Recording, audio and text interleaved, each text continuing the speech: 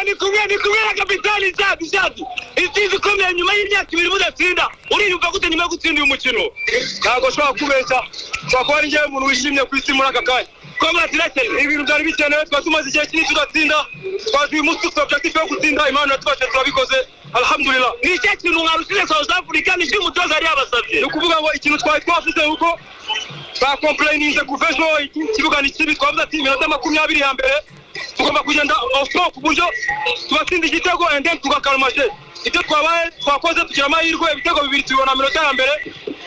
tuguma muri match gusa congratulations kapitani félicitations kapitani ewana fiakire rwari félicitations merci beaucoup kuri BNBFM none nicyo abwiranya Rwanda yumva gute abanyarwanda cyabwirana ukomeza kwishyira equipe y'igihugu ko turashoboye boma y'abantu budaseka turabambere mu itsinda so tumva ko bagomba kuzaga supporting equipe kandi nzego ko tuzabikora ni gutera South Africa igihugu kinamo ni sezo yabo ya mbere ntabwo uramenye mukabatsinda kubwa uri yumva gute yandi yumva neza kubera ko ndimbira neza ko abarose muri South Africa bya match kandi uko neza iyi match yaragatiza kwinjira muri reve yangera mu gihugu muri rusange félicitations encore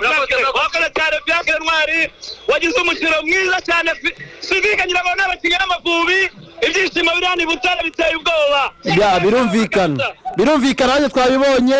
ubu ngubu bimeze gute twabonye mu kanya abakinnyi bajya gusuzanya n'abafana ni kubera president Ferwafa nagira ngo ijambo rimwe gusa president ni umukino wa mbere utsinze nka president Ferwafa amavubi atsinze nyuma y'igihe tudatsinda wowe uriyumva gute na president turishimye icyambere turashimira abakinnyi